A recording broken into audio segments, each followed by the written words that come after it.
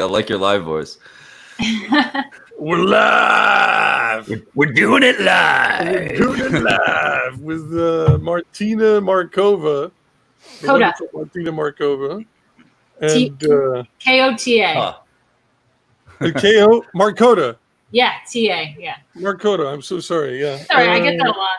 I already wrote your name like 5,000 times today, and then I botch it up when the live stream goes up. Anyway, and the equally wonderful Von Klaus, who we've spoken before many, many times. Yeah, bud. It's been too long. It's good to see you. How's Monster MD, man? It's almost out, no? Yeah, it's pretty. Out. It's pretty. I can't wait to get my hands on it, man. What are you drinking? Little red wine at the end of the day. Little vino. Vino. Little vino. Yeah. In Vino Veritas, my friend. In Vino Veritas, this is going to be a good stream. It's going to be a good stream. So, Monster MD is like about 12, 13 pages away from being done. We're on the final huge climactic battle scene. Everyone's covered in blood. It's great. So yeah, well, look 12, out for 13 pages from being colored. You mean, right? Yeah. Well, we already lettered most of it too.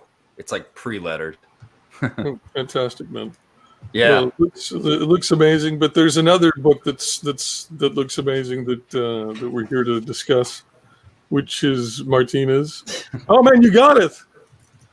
I just wanted to say it arrived. I can't wait. Oh, awesome!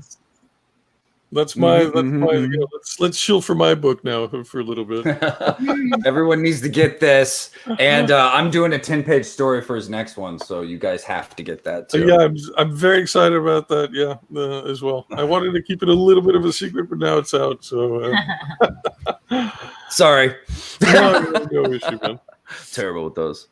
Yeah, but anyway, we're here to discuss an equally exciting book. I mean, I know very little about it, but from what I've seen of it, it looks great.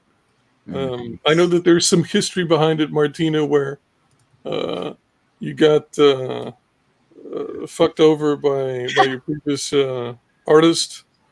Was it artist or was it writer? Well, what was the deal?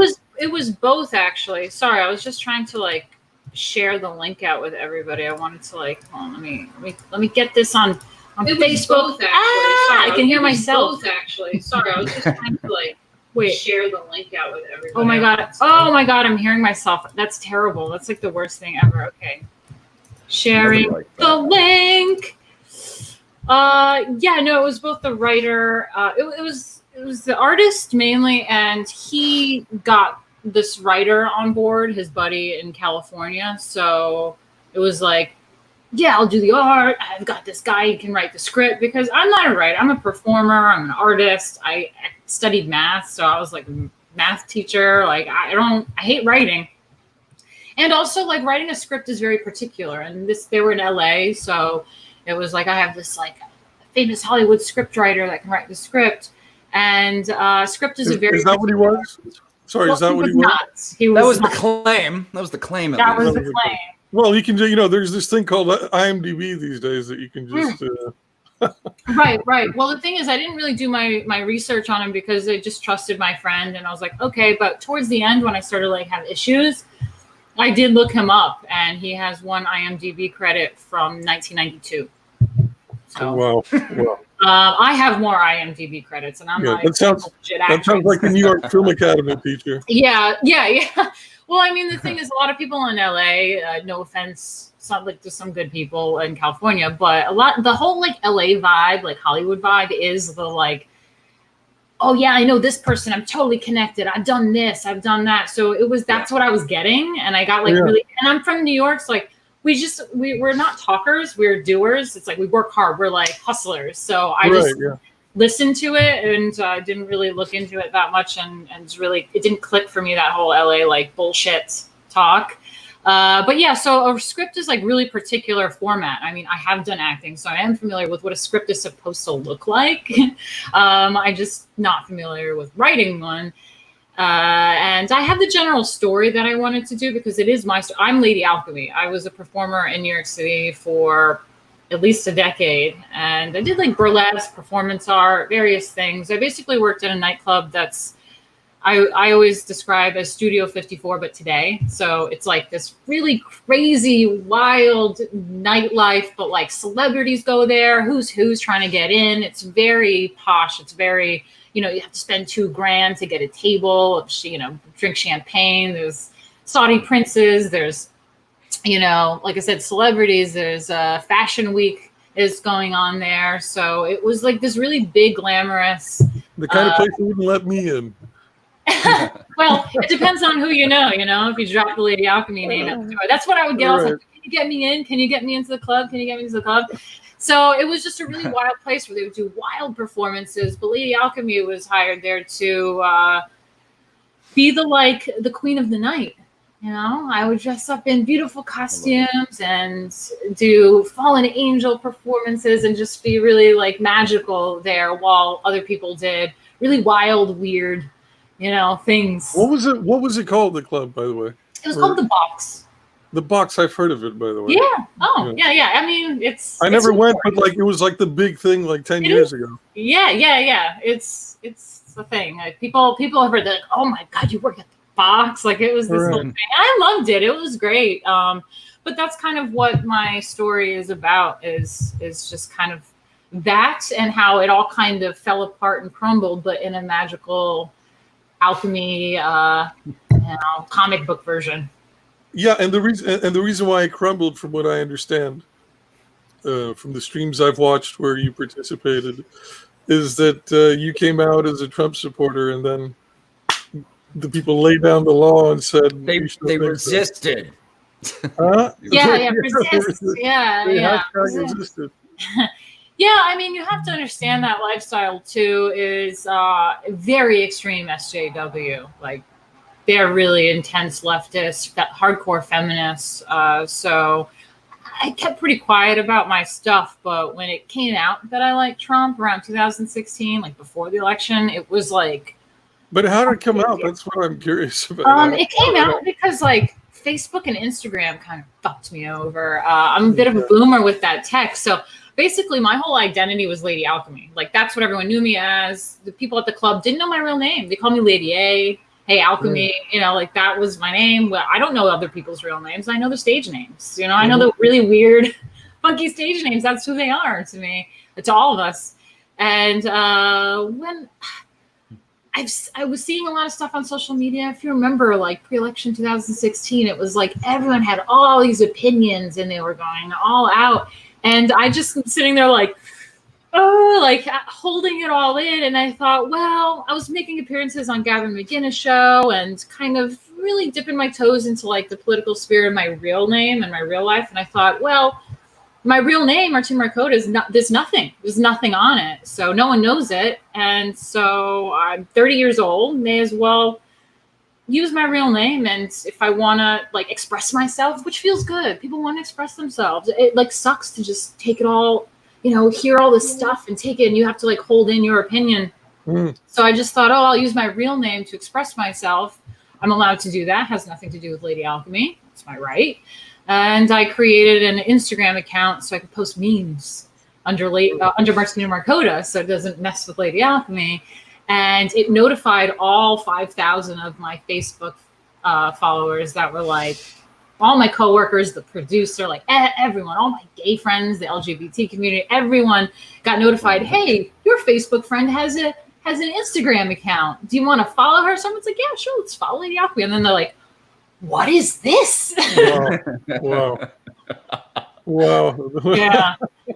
Thanks a lot, Facebook. No, but it's like it's a shame because a lot of these, just for holding an opinion, a political opinion, people you would otherwise have some respect for, or that you cherish, or people you consider friends, all of a sudden think you're some kind of and that's what was scary about it, is that like, and hurtful. That was what was hurtful about it, is that there are people that I thought it would be, oh, we hate Trump supporters. They're this, they're racist, blah, blah, blah. Oh, Lady Alchemy's a Trump supporter? Maybe like I can rethink what a Trump supporter is. Instead, it was the opposite.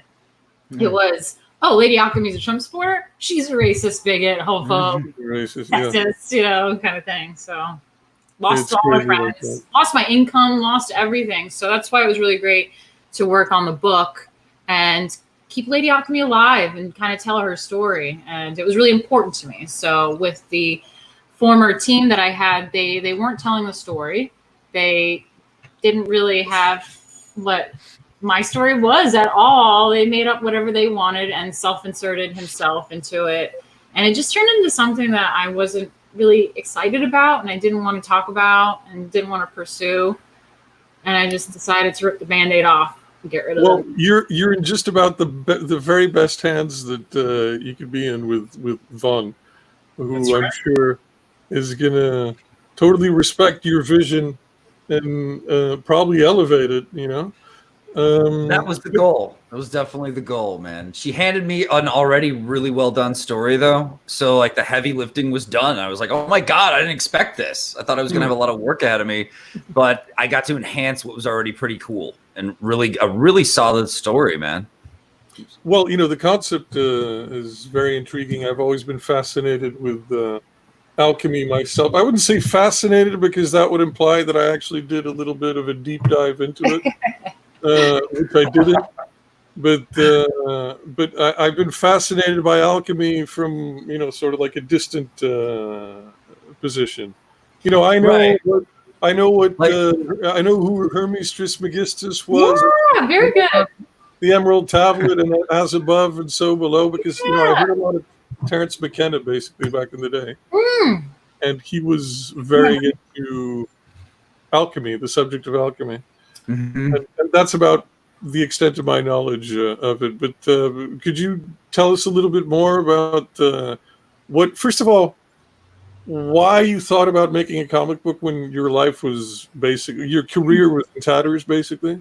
Yeah, well, I mean, they killed Lady Alchemy, essentially, and she had nothing going on for a few years. And then I noticed about 10 years ago, actually, when I had like purple hair, like 2011, maybe.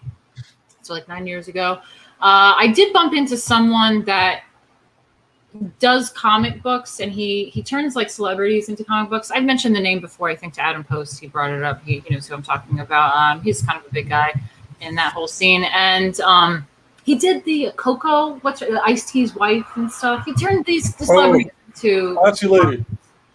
What was that? Classy lady.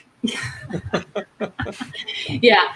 And so I met this guy and I was like talking to him about the idea because I always viewed Lady Alchemy as a comic book character. I mean, she runs around in the middle of the night, wears costumes. Like I always even with the acting, I always want to do like Underground, you know, like the movie Underground and like just action, like superhero kind of stuff. I always just envisioned it that way.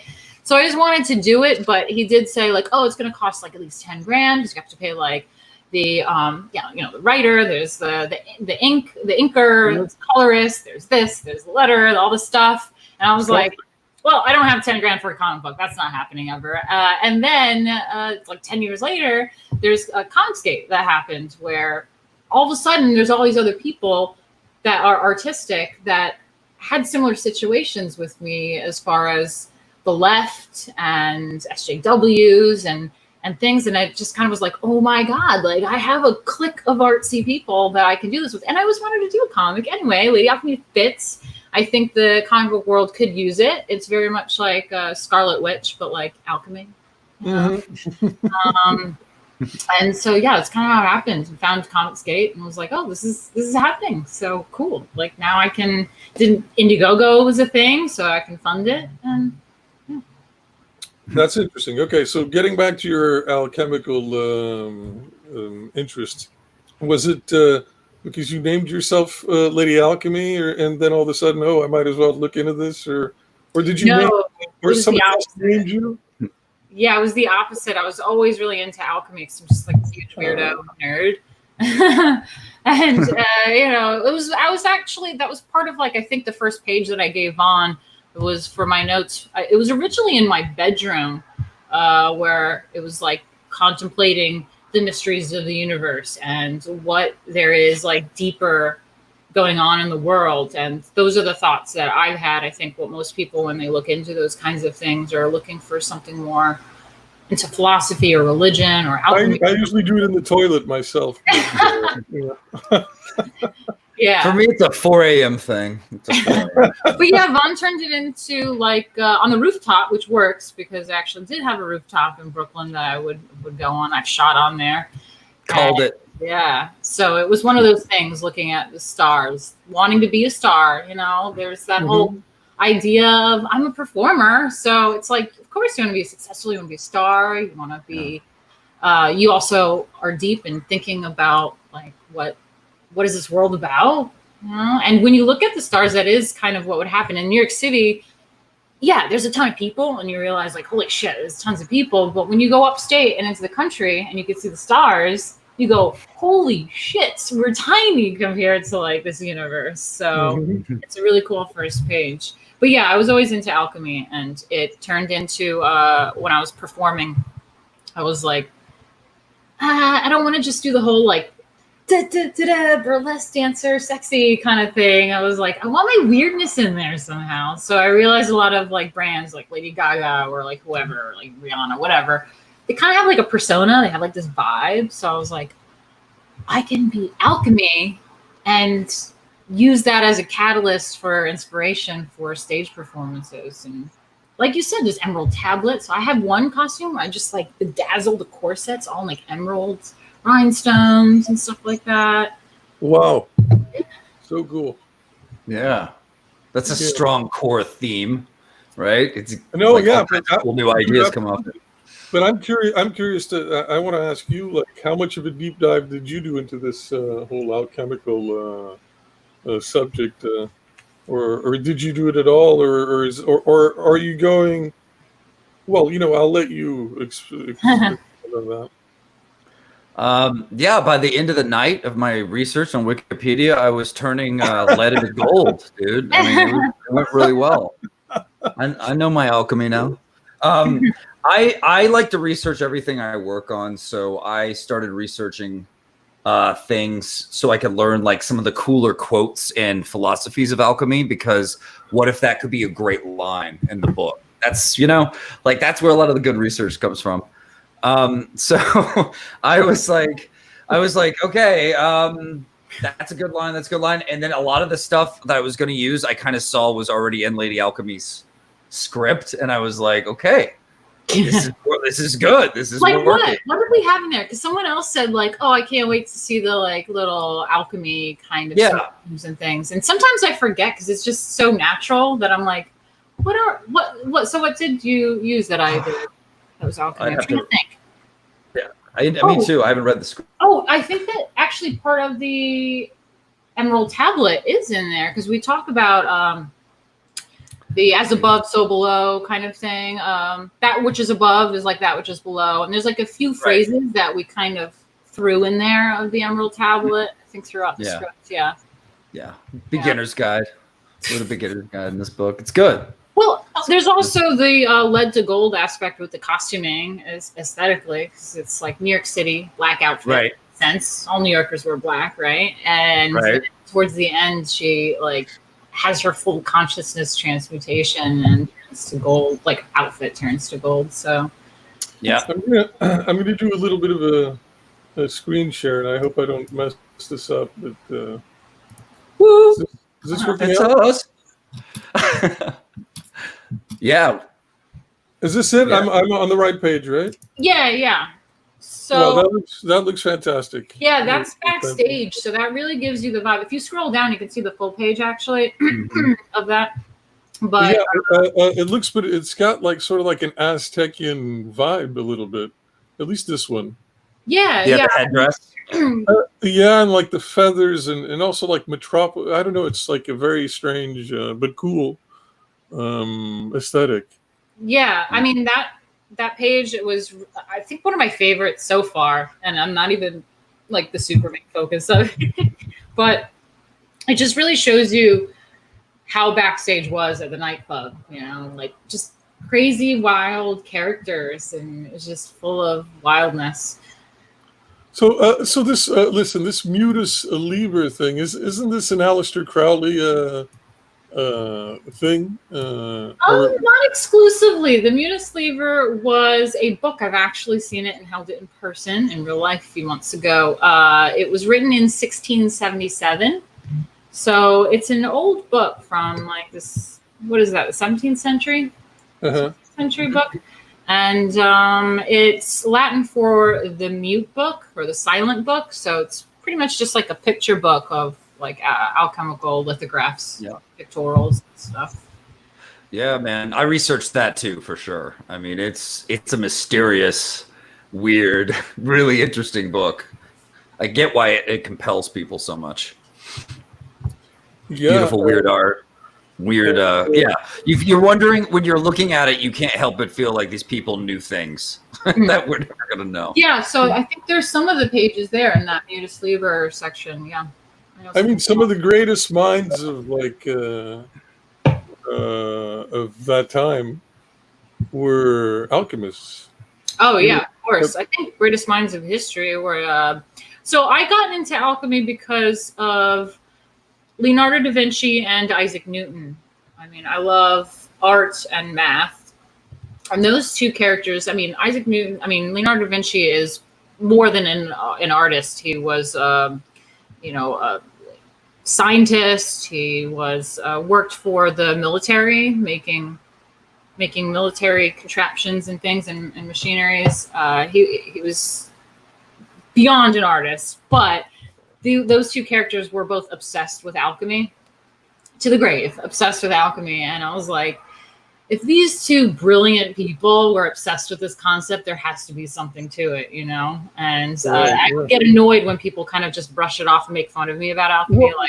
Because most people have the sense that it's just it's this futile technique to try to transmute base metals into gold, right? When it's not anything of that sort. It's more of a spiritual technique, right? It's so there's two aspects to alchemy. There's the inner work and the outer work, and the outer work is the chemistry, alchemy, chemistry. That's where it comes from. It's the land of Chem, Black Earth, ancient Egypt. So it has like the physical chemistry work, the outer work, physical, tangible, touchable world. And then there's the precursor to science. And then there's the inner work, which is like the Carl Jung, the psychological, coming to terms with your inner demons and perfecting your soul, perfecting yourself as your spirit. Well, you mentioned Carl Jung. He was another guy that was obsessed with alchemy. But also one of the biggest, I think, John Dee for sure. Mm-hmm. And Edward Kelly and all that. But John Dee was the greatest mind of his of Elizabethan England. Yeah, a lot of alchemists too were really close with, I think, John Dee too, right? With royalty and people really. John Dee was, of course, he was basically the Rasputin. Rasputin was to whatever the Tsarina was named. Yeah. He was to Queen Elizabeth. Queen Elizabeth. Yeah. I think that's it was Elizabeth, right? Elizabeth, one of the OG Elizabeths, not this one. Yeah, the OG. But yeah, like so. I know this again from listening to Terence McKenna and there was I learned what scrying was. Do you know what scrying is? Have you heard of scrying or no? Yeah. I'm not too familiar with it, but yeah, isn't that like with like the symbols and all that? No, it's almost like a cartoon to us these days, but it's like peering into a crystal ball, an obsidian crystal ball, and communicating with angels, supposedly. But anyway, we're totally digressing. Tell me a little bit about what the character Lady Alchemy, because she's a superhero, no? She has super heroic powers, and I'm assuming that they're alchemical in nature, right? Yeah. I mean, I always talk too much on these streams. Vaughn, if you want to get into the character. Okay, get into character. All right. Get into the. I am Lady Alchemy. So Lady Alchemy is the answer to the boring, typical, like cardboard cutout, strong female hero you're seeing on TV and movies and comics today, because she's a real person with real vulnerability, real like wondering about her place, trying to make it in the world, trying to do what she loves and not sell her soul in the process. She's she's a dreamer, you know, and she kind of grows up and gets tougher as the story progresses. She's just an awesome, real deal hero, and it's an honor to get to work with her, to write her. What else? She's, you know, that's kind of one of the themes of the story too. It's learning to find your place and stand up for yourself, not get exploited, and still go after what you want, what you love. And unlocking the power within, I guess you could say. So it's a lot of cool things you can relate to at once with Lady Alchemy.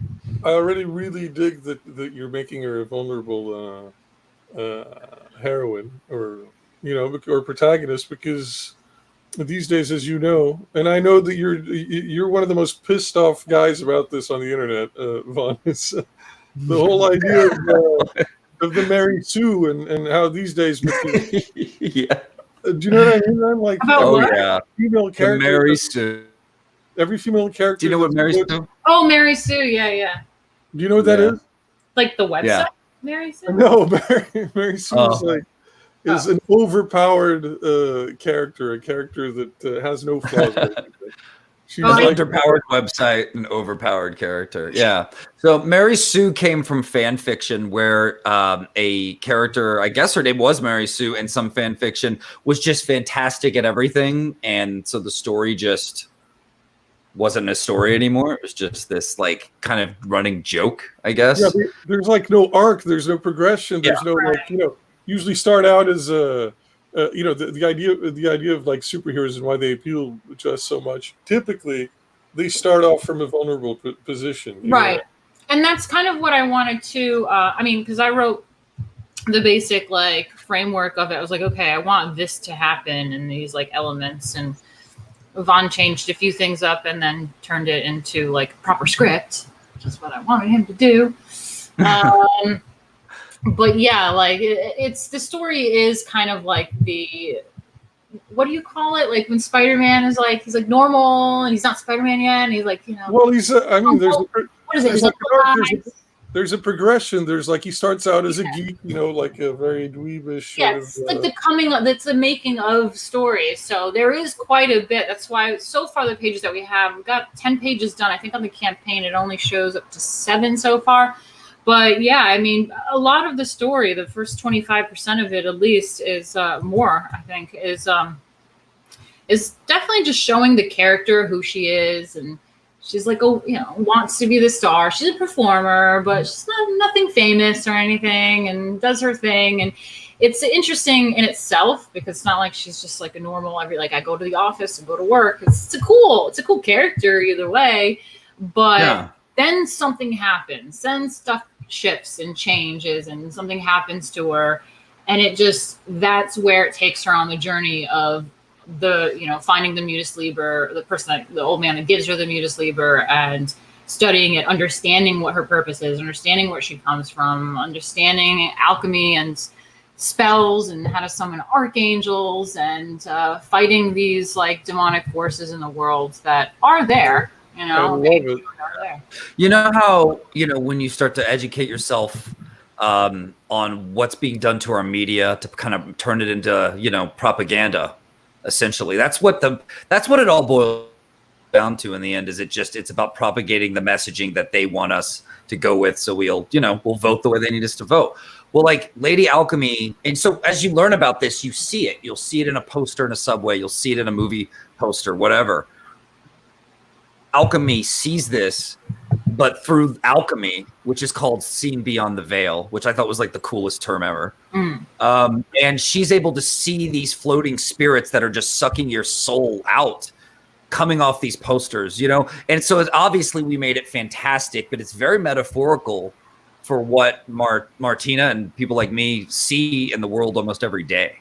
Yeah, and there's the natural if you are ever in a big city, I mean, New York City example, which is what takes place in.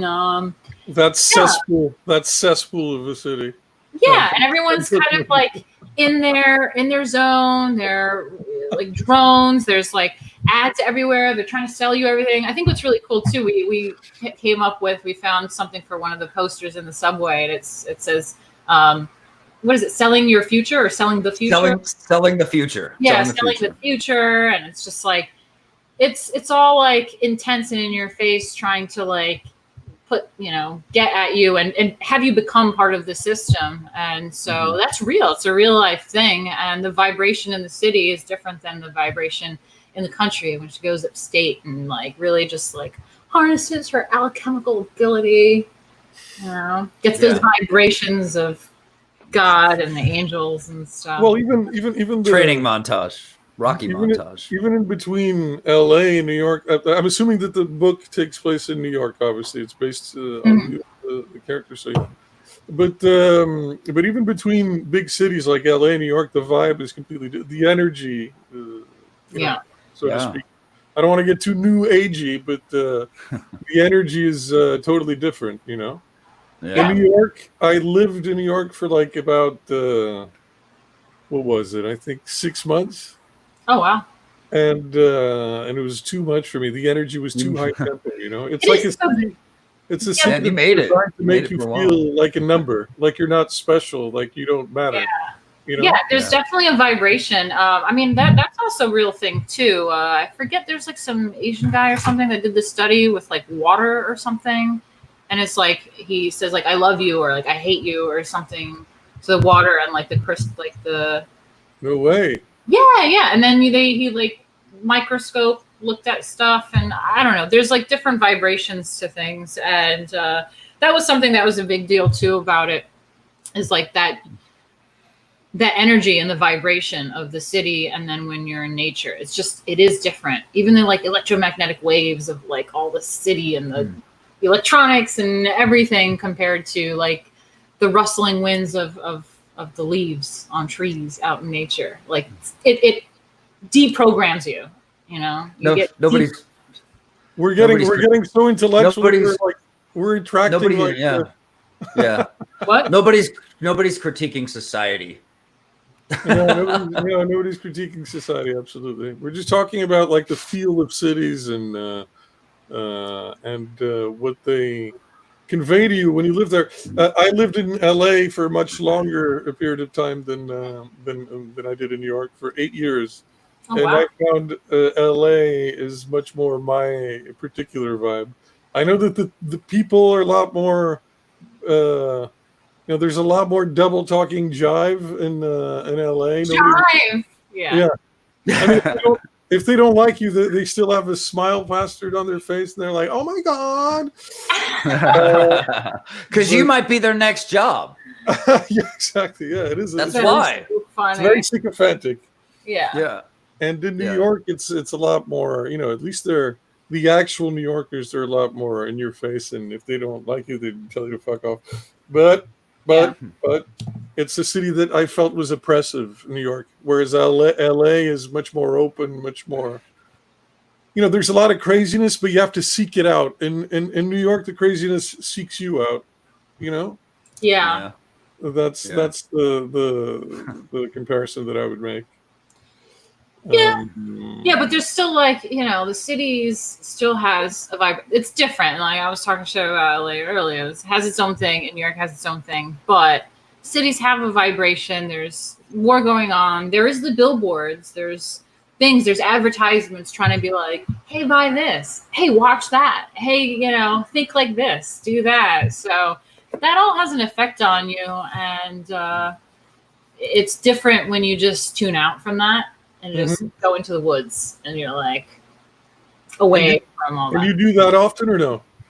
Yeah, I love it. I mean, I'm from the Hudson Valley, New York, so people don't realize New York State is quite beautiful outside New York City. It's lush. There's waterfalls. It's green. There's mountains. There's the river. It's hiking, camping, cabins, all sorts of stuff. But so I mean, That's where the X-Men come from, right? What is the X-Men? Westchester. Really? That sounds right. I can't. I didn't know that. That's where their school. They're is. up there. Yeah. I didn't know that. Yeah, and I was like, I remember like reading X-Men comics in the 90s and saying Westchester, New York, and it's like the lush, foresty sort of environment. And I'm like, oh, really? New York's like that? I thought it was just tall buildings and yeah. No, I think Vinny too. Vinny, what's his name? To the team. Yeah. His book also. When I was going over reviewing it on my stream, I was like, upstate New York, cabin in the woods. What? Like, hell yeah, New York. Totally. I love the upstate vibe. So it was really important to me to get that in there because that has been an aspect of my life. I'm from the Hudson Valley, but I started going to NYU. I was born in New York City, but I grew up upstate. And then I started going to NYU in like 2005, I think. Mm-hmm. So I've been living there since. And so I understand the city and that hustle and that life. But I am from New York and upstate, so I have that secret getaway. Most people from New York City are from like, I don't know, Oklahoma or some shit, Idaho, whatever. Where's that? And they just live in New York City and they don't leave. So they get stuck in that like bubble and that mindset and that vibration. And they don't leave it, but I get to have the secret getaway. I just take the Amtrak train, go up the river, and beautiful. So it's really important to me to have that duality, and that was in it. So well, that's cool. And listen, let me ask you something that I'm curious about. I'm not totally sure about this, and if you're not, it's whatever. But I'm pretty sure that you're CG, right? Oh yeah, for sure. So, and how did you align yourself, find out about Comicsgate and align yourself with Comicsgate? I mean, you had to do a little bit of not necessarily a deep dive, but you had to have like some information on what the movement was in the first place, right? And what attracted you to it? Yeah, so it was a few years ago before I started the campaign. I was working at Rebel Media, so I was actively looking for content to talk about. And my particular expertise, I mean, I'm not some political commentator that's like, I know about immigration or like something. I don't know. Like, I don't know about these things, what's going on with politics. And I don't particularly care to pretend that I'm an expert on it. I am an expert on art and culture. That's what I am. So I would always look for the more art culture kind of aspects to do videos on, and had to do videos every day. So so you did segments on the Rebel. Is that the Glenn Beck channel or? No, that's Relevant. Okay, yeah, they do stuff. And they're from Canada or no? Yes, Canada. Yeah. They are from Canada. All right. So yeah, I'm from. They're good. They're Canadian. You're from Canada? No, I'm not from Canada. I'm from New York. But they're a Canadian company, and they employed me. And so I would tend to focus on the art and culture stuff because that's my expertise. That's what I want to be known to like focus on. And so I had to look for content every day. I had to make videos every day. And so really early on, before things really popped off with Comicsgate, I don't know, I came across Ethan, and it was back when your boy Zach was on Twitter and everything. And when he did that thing, didn't he do some sort of thing on TV with that comedian guy? Jim Jeffries. Yeah, Jim Jeffries. I reported on all of that. I reported on Ethan. I was doing the whole Comicsgate and. So you reported on the comment? Yeah. That's so interesting. Yeah. So and then they came out and said, "Oh, thank you for doing that. That's cool," And I became kind of like in with them, and it's like I want to do a Lady Alchemy thing. So you totally switched. You totally went from having a certain network, a social network, right? And then totally swapping it for like just pretty much exclusively conservatives. No, because I'm assuming that all your liberal, hyper liberal friends like screwed off, right? Oh yeah, I haven't even bumped into liberals in a while. The past few years has been like liberal free. So you're living in a little echo chamber, like a little. Basically. I mean, I'm critical. I'm critical of things on the right as well, and Trump or whatever. Like, I'm not saying they can't do any wrong, but Of course. yeah, no. I mean, my life changed dramatically from 2016 to shortly after that. Yeah. Somebody needs to come up with like a conservative burlesque alternative. Yeah, that's what it's funny that you say that. I mean, when I had my big blacklisting blowout, with the age of internet, it just spread everywhere so fast, all around the world. And in fact, I got messages. I was getting a lot of hate messages and attacks, but then I was getting like a friend request from some burlesque, not club, theater or something in Germany. And I remember messaging them like, "Are you here to attack me too?" And they're like, no, I see what's happening to you. And I think it's fucked up. Like, you're welcome here anytime. So I was like, oh, okay, cool. And then I would have other burlesque. I had quite a few people actually in LA and California that are like, hey, like, I'm on your side. Like, I see what's happening. Like, it's fucked up, and we're in like little girl group chats and burlesque things. And so there is a clique, but it's really taboo. They can't really be so outspoken, and I always keep my distance to make sure that the other girls don't know I'm friends with them, because they'll call them up and be like, she's whatever. Or but it's so crazy that society is at a stage where like you're afraid to express your political opinion at the moment. There's one side of the political aisle that's been bullied into submission so strongly that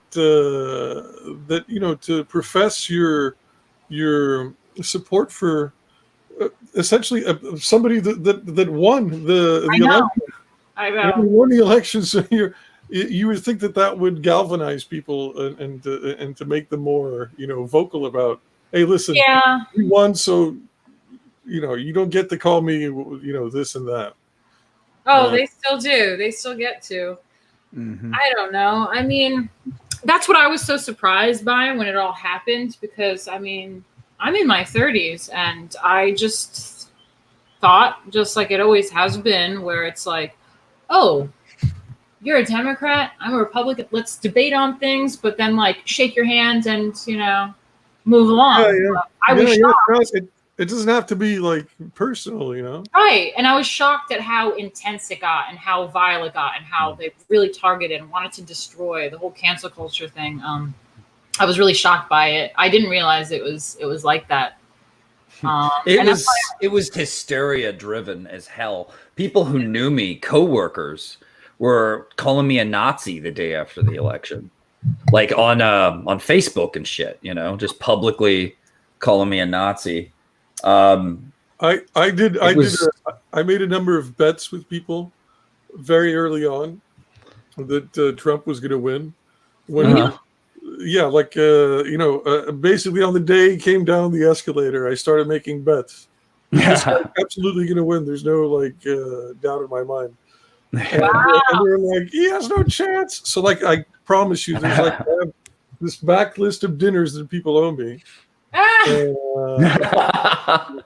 Eating well for life. I didn't think he was gonna win, and I would have people tell me like, he's not gonna win. I was like, yeah, whatever, it's fun. It's been fun. I'm willing to go back to work, back to the box with my tail between my legs, going, yeah, it was fun, whatever. And he won, and I was like, oh my god, he won. And that's when I wasn't invited back.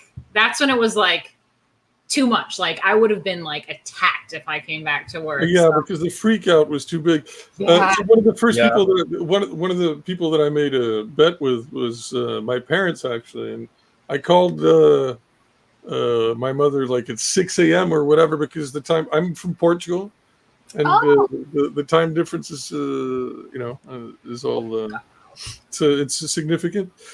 And he won at 6 a.m. over here or something like that. And I called her, so who was right? And she was like, do you realize what's going to happen? The world is going to blow up now. She's so hysterical. And I'm like, calm down. I just wanted to prove my point that he funny. I had a layover in Portugal on my way here, and I tried in the airport the little custard pastries. So oh, you had a layover. Yeah. You have to like have a proper stopover, you know, like. Yeah, I know. But the pastries, I was like, ooh, custard Always wanted to Portuguese go. pastries, so good. Yeah, well, no, but we're more interesting than that. There's plenty of like really cool beach. It's actually very similar to, Pastries. it's very similar to California, Oh. but with more history, I guess. Yeah. Well, not I guess, definitely with more history. Yeah. It's much older, but yeah, there's just topographic and the vibe and just like the relaxed sort of day-to-day life is very Californian. It's the California of Europe, is what I would say. Right. But yeah. Anyway, tell me about the antagonist. Is there an antagonist that you have laid out for the book? I think there's like a few actually. There's some lower level antagonists that are based on real parodies of real life antagonists that I worked with. It's bitches. Fucking cunts. And then there's just a made up one. But Vaughn, how would you describe that? Vinia she's sexy, she's dangerous, she's stylish. She's in a weird way, she's kind of like the dark side of what Lady Alchemy could become. But in the end, she is a demon that is able to kind of drain people dry and make herself youthful again. And enjoys the performances in the club that are kind of more on the nasty side, kind of more on the dark side, and kind of can drain people through that. But whenever she sees Lady Alchemy on stage, she realizes that Lady Alchemy gives to her audience rather than drains. And she's like, I've never seen this. That's what is going on here. And she has to know more. Lady Alchemy has no idea this is going on in the beginning, right? She's just performing. And it's a really cool kind of fantasticized magical metaphor for how Martina really performs, which I thought was really cool to kind of work that into the things I did. I didn't just research alchemy. Like I asked Martina about her performance, and how she gets ready. I remember I wrote like when her character sits down to get ready in front of the mirror, like let the ritual begin. And then when I asked her about it, she was like, yeah, it's definitely a ritual. So I'm like, all right, I'm on the right track. This book's going good. Well, that's a fantastic dichotomy. I don't know if you came up with it, but I really love that the way you described that. That Martina gives to the audience, and the other one's like sort of like yeah. So there's like another performer that I think Vaughn, I was telling you about her. Stupid bitch. Is it Dina Von Teese? No. I mean, she is kind of an SJW or whatever, but and it's so funny. I'll get that a lot. When I literally would have young girls, like 19, 20, like come to me, like, excuse me, like, are you Dina Von Teese? And I'm like, no, I'm not, darling. Thank you, though. Like, I'm much younger and have no plastic surgery, but thanks. I get Jesus. I get Jesus a lot. Yeah, no, but there's this. Are you our Lord and Savior? Are you our Lord and Savior? No, but there's. Oh my God. There was this girl Sorry. Go ahead. There's this girl that I knew that she would perform, and I would see her trying to do what I do, but like, so there's feathers, right? I would perform with feathers because this is also part of the book is like I have a certain blood type, a really rare blood type, and I started researching it, and it turns out like all these theories about the Nephilim and descendants of fallen angels and blah, blah, blah. So it was my quest to figure out like, why does my blood have this like really rare thing? Like, who am I? What's going on? So it was my way. Really? But in real life, it has that. Yeah. Isn't that cool? Yeah, so there's the RH factor, and it's just this complications with like pregnancies, and I was like looking up, why do I have these complications? It's fine. All you need is a shot nowadays. It's not even a big deal. It's no complication anymore. But I was like, well, that's not enough for me. Why do I need this shot? Like, what's going on as far as Darwin goes and all that stuff? And I found in Nature when that happens, this it's two animals like crossbreeding. And so that's when they have those similar complications with pregnancy. And I was like, wait a minute, what? Are we different kinds of humans crossbreeding? And no one's like talking about this. This is weird. And so I researched more, and I found stories in the Old Testament, all Sumerian cultures throughout the world where there's like stories of these outerworldly beings or fallen angels or the Nephilim, and they interbred with the human race and created like a separate race. And I was like, that's me. And they like brought knowledge of alchemy. I was like, that's me, you know, like, all this stuff. And I know it sounds crazy, but it's like my weird artsy like version of taking that and then putting it onto the stage. So I would do this like fallen angel performance, which is in the book. And this is all like in it, you know, like in a weird way, the comic book version. But in real life, I would do this fallen angel. So I had the feathers, and I would do this like feather thing, you know. And there was this other girl that was like trying to be like me and doing like the feather thing. And I saw her, and she would like have like the feathers like like not realizing that like smacking like patrons in the face. And I could see like girls being like, you know, like with the feathers like getting smacked in the face. She's just like me. And I was like, oh my God, because when I perform, I'm like really present, and I just stop and I like look around, and I take like I have everyone's energy. They're all focused on me, and I have their energy and their vibrations. What do I do with it? You know, I give back, and I like look back at them, and I'm, you know, engaging back to them. And Vaughn was like, I love that. Like, I love that. That's happening in the book. So that's where that comes from, the give and take of the energies. And then Vinia is able to take the energy from people. Yeah, and also Vinia, I looked up, I was looking for names for her, and it is some sort of like Christian demon name that is commanded by Satan, and she's able to take people's souls and find witches and stuff. And what? How do you say your name again? Vinia. It's like vine. Vinia. Ah, okay. Interesting. So, and how did you hook up with Vaughn? Adam Post. Adam Post, a great guy. Yeah. Really nice guy. So I was in the Comicsgate chat groups and stuff, and when I fired my old team, and I was like, oh my God, and Adam came to say, Martina, this is what you got to do. You need to get a writer. I was like, do I need a writer? Because like, I know the story I want to do, but I didn't know what I wanted on the pages and how to make sure that the whole story makes sense and fits and arcs properly. He's like, yeah, Martina, you need a writer.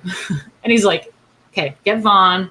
I'll hook you guys up. And I was like, okay, thanks.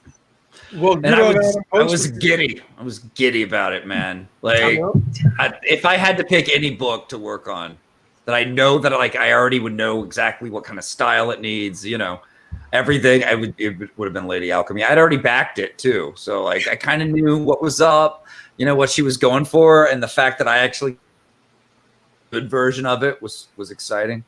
So yeah, and help raise it back from the grave. So hold on, but you had a script, you just weren't happy with it, right, Martina? Me? Oh, yeah, no. Well, the thing is, they even admit, because they went on different podcasts to talk shit about me and stuff, and they basically admitted that they have this pre-written story that it wasn't a script, it was a long run-on paragraph. Yeah, treatment, I guess.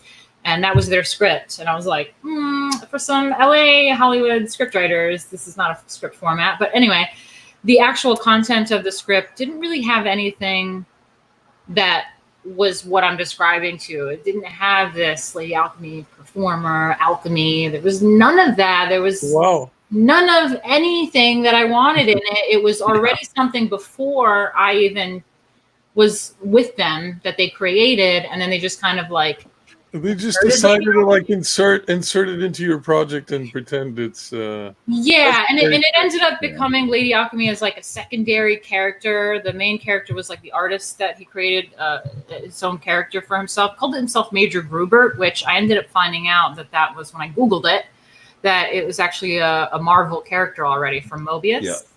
And but that's, I mean, just the tone of everything that you're describing to me.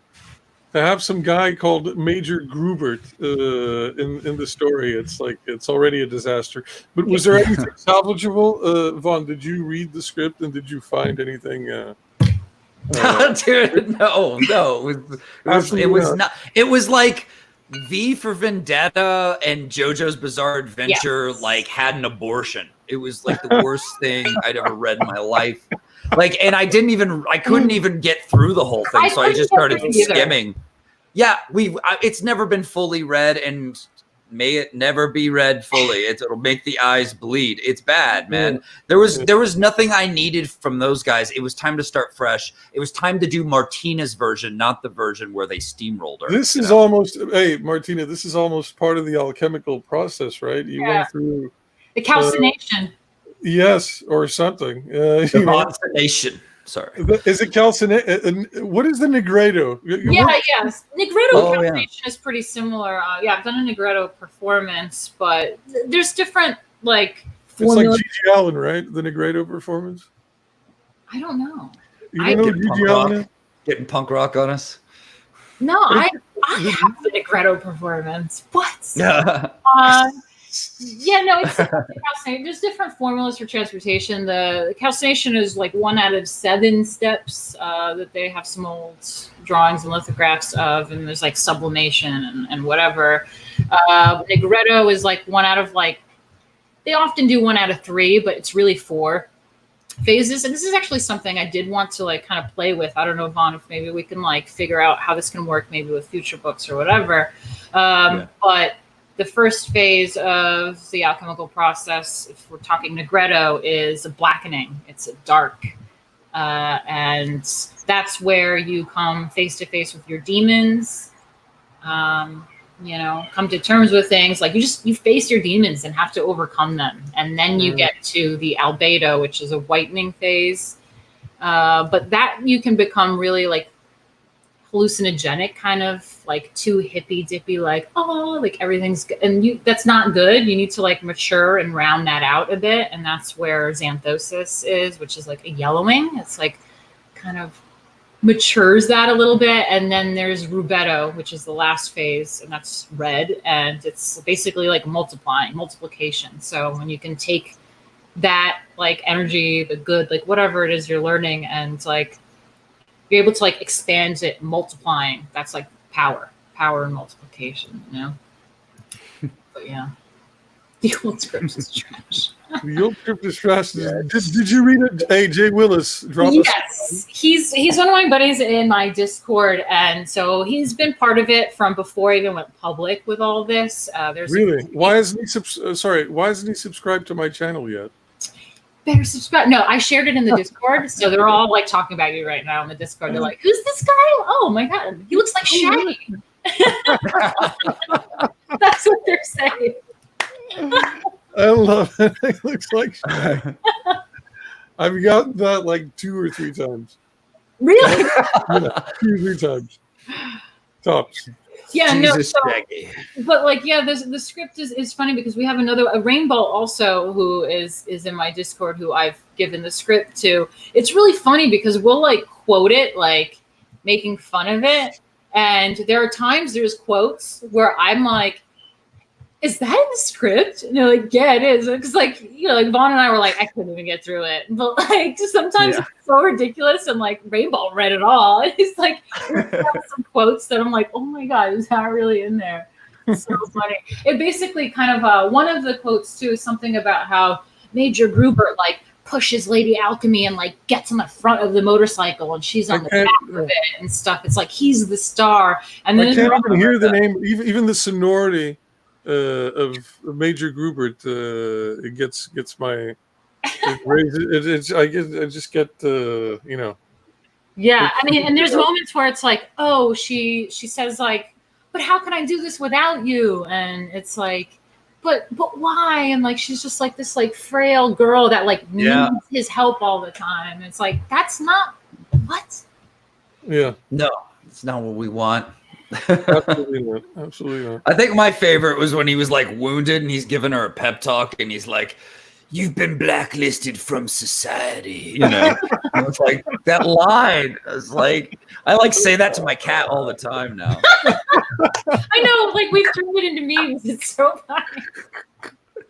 There's another thing in it too, because, like, Major Gruber constantly, like, is always going in and out of the shadow. He's always, like, coming in from the shadow, coming out to the shadow, And so we're always, like, Phase into darkness. Like we always like do that. Phase into darkness. That's how we say goodbye now. Yeah. Phase into darkness. So what is going on with these guys that you hooked up with? Okay, Because so here's the good news. Yeah, the good news is that you have an infinitely better writer now, and probably a way better artist as well, because the art that I see is really impressive. The pencils, at least. Have you logged in on is the penciler the inker as well, or no? Yes. Yeah. Thing. Yeah. Okay, that's good news. That's good news. Yeah. And what about color wise? Yeah, we have Farah, who's like really talented. She's from Indonesia. I put one page one is on Twitter. If you haven't seen that, it's not even the full. I don't even think it's the finished color. I think there's a few notes. We got to add some stars on that first page, and the birds. I want them to be black. They're crows. So I was like, make them black. Add some stars. Things like that. Yeah. I'm looking. I just opened up Twitter. Always crows. I just opened up Twitter, and it's I have a bunch of people. I have one dude going like, "Why do you look like the guy from Nickelback, bro?" Oh, I love it. So that's good. And so where can I find this? Let me DM you actually. Let's see. Unless you DM go to DM me, and then you know what I can do is I show it to the people on stream. Sounds good. Let me switch. The people have spoken. Okay. Rob. How is it over there? Is it super hot in New York or no? So fucking hot. It's warm in a tank top. It's crazy hot over here. Are you in LA? No, in Portugal. Oh, you are in Portugal. Oh. I actually just finished a custard tart. Great. Yeah. Great. All right. Yeah, I DM'd you, I believe. You did? Okay, fantastic. Let me see.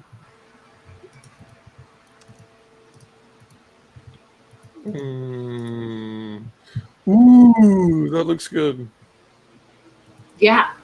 I love that. It's great. Well, I mean, and the other pages are going to be definitely, that's the sunset. So there's a little bit of like natural color coming in. But the following pages when she's in the city and just doing all that like subway, whatever stuff is going to be very cyberpunk, very, what is it called? That movie, Blade Runner, just dark kind of gritty New York City vibe, but then like pops of neon on things where there's lights.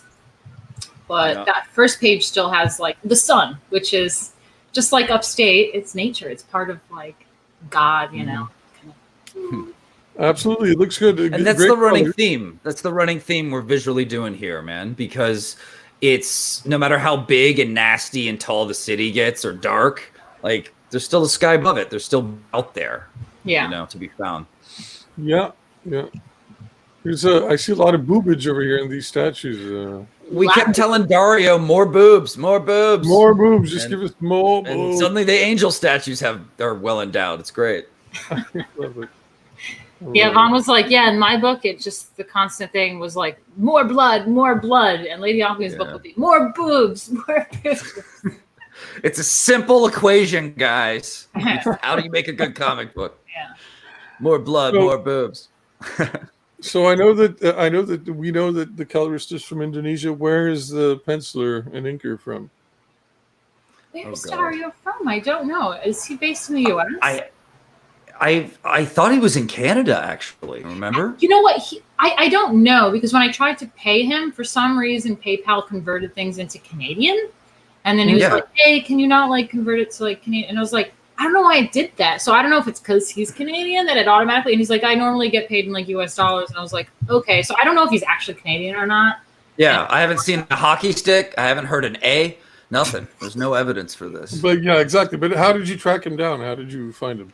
I found him like 10 years ago probably on a comic book forum when you're looking for people to work with. And he and I liked each other. We were like, we're going to do something. We're going to do something someday. And then, of course, someday never happens, right? Until it did when COVID happened, because he was literally the last artist I messaged. I was like on a mission, man, to get this book an artist. And he's the last guy I'm like scraping the like 10 years ago emails, okay? And he's like, yeah, I'm busy with something, can't do it. I'm like, yeah, of course, you're an amazing artist. I understand, buddy. I'll talk to you later. The next day he messages me and he's like, I got laid off. COVID. I was like, oh, you're working for us now, man. And he dove into it. Thank you, COVID. Loved it. Yeah. COVID's blessed be Kung Flu. But he loves Art Deco. A lot of stylish things that, just work great for this book. So it's been awesome, man, having him. He looks very talented, and so congrats on that. Thank you. Dude, how long have you been at this, man, Yvonne? At what? At the comic book thing, because you just mentioned that you were tracking him down. I mean, you met via forums 10 years ago? Yeah. Yeah, I mean, I've been doing it. I was in film school at Columbia College, Chicago. And when I got out, I didn't want to, I did make a few short films. I made a few, but they're so expensive and I hate being on set, and I love making comics in my free time. So I've just been doing this. I mean, since I was 8 years old, really, man. Back then I was doing pitches to different big companies that of course would reject me, So he was one of the artists I looked at when I was trying to do this book or this pitch to Dark Horse called Jasper the Shank. I read like 3 pages and it looked great. It looked fantastic. Oh yeah, you liked that. I remember that. You liked that one. Cool, man. And then from there I made some other books. But yeah, so in Chicago, I mean, to me it was just what I love doing. So it's been a while. Yeah, maybe 10 years, I guess, since Jasper the Shank. Yeah, but now you're the CG sensation of in terms of like new creators coming. There's guys like Ethan Van Sciver that were already huge names coming in, but then in terms of people that nobody necessarily knew, I think that dude, you're for sure at the very top. But thanks. Appreciate you. Yeah, and I think that you're into film. I think that there's a lot of people that are iffy about getting into comics in order for it to become something else other than a comic, and I don't understand why. I mean, like, dude, I'm a huge fan of comic books, but I would love to have my comic book live outside in a different, express itself in a different medium. Not necessarily just comics. I'd love to see it turn into a TV show. Yeah. Monster D would make a fantastic TV show, I'm sure. Yeah. Well, I got to admit, because of my film school roots, if you will, there's a part of me that whenever I decide whether or not to tackle an idea and make it my next big project is whether or not it's film worthy. But I'm not doing it just for the film. I want to make the best comic around, man. Like, the goal is the best book, and it's such a damn good book. People want to translate that story elsewhere. We can figure that out later, Right. I don't know. I don't trust Netflix adaptations anymore. You know what I'm saying? Like, everybody doesn't look like who they were in the book anymore when Netflix is done. But I would just tell them Heidi, the invisible girl, is black, and then there you got your diversity. And it's so, and I'd be like, it's a metaphor. But the invisible woman. But no, I don't know. Yeah, no, I think that definitely works though, because when I was talking to that guy from like 10 years ago about doing the comic, he was definitely pitching it as like doing a comic book is the precursor to it turning into film or something. It just has that natural progression. So I think so. I mean, it's like it's a static version of it's like a pre-film thing, Yeah. A lot of people pay to make comics to pitch their films. They'll send in a whole book and be like, this could be a movie, you guys. I heard that's kind of gone out of vogue as of late. It's like because a lot of people have been doing it, but I don't know. I'm not I'm just focused on making the best book, and sometimes I don't care about the movie stuff at all, depending on the story. And I do just want to make the coolest comic. I don't care if it's a movie. Like it's like when Alan Moore was like, "You don't need to make Watchmen a movie; it won't work. It works better." Comic. So there are stories like that I've done too. So it depends. But yeah, Monster MD. I mean, that's everything. That's a breakfast cereal waiting to happen, man. Absolutely, yeah. Toys, plenty of toys, man. Oh yeah. I want Dr. Black. I want a little Dr. Black figurine, like hanging on top of my computer screen or something. Oh, I want that too. That would be awesome, man. But listen, we're just over an hour. I'm going to ask you one last question, Martina, which is I don't know why this is a pressing issue in my mind, but so when all this happened, all this drama happened with your previous team, and they eloped basically, or refused to. What did they do? Like you were just unhappy with the script, and you told them to screw, right? Yeah. So I didn't really get the script, and I kept trying to like make changes, to which they were kind of fighting me on those changes. The artist kept acting like he was in charge of the project and kind of dictating to me what's going on, so which is like, this is my name, this is my reputation, this is my thing. He kept drinking. And this is you paying, and it's you paying. It's your money. But he had that like personality that kept being like, he's the boss and he's controlling everything. He kept getting me. I mean, he drained me out of money. I mean, like about almost like 11 grand worth of money was like drained. Like, kind of like, oh, my buddies can print posters. Suddenly I'm paying $2 grand for fucking posters I don't need. I don't know what kickbacks he got on that. $600 for stickers like this, and pay for this, pay for that. And, I paid him thousands of dollars himself for things. And I kept getting drained of money. And then when it came to a year when the book was supposed to be out, he kept getting me to like, pay for this, pay for that. And I was like, listen, stop. We need the book. Like, how's the book going? Where are the pages? Let me see the pages. And when I finally did get his pages, it was only 14 pages. And it was all Major Gruber. I had the meeting and I was like, okay, we all need to get on a call, because I don't really I'm not excited about the story. I don't really get it. So I was trying to make it work because I spent all this money and I thought that I have to make it work. But when I was trying to figure out like, okay, what's going on? Give me page 1, let's go page 2, like what's happening in the script? Like, how does this work? Like, what's going on? That last meeting, I realized this isn't going to work. It's a mess, man. They're talking over me. They're yelling at me like they're the boss, that they know what's going on. And I'm not happy with the story. I don't think my backers will be happy about the story. It's turned into something I don't want. So I said, I gotta just start over again. And I had like little panic attacks about it. And Adam was like, what's going on? How much money do you have left? What's going, write your like script to give to Vaughn, and all this stuff, and just start over again. And I'm glad I did. But that was a great piece of advice. And your campaign actually seems to be doing very well.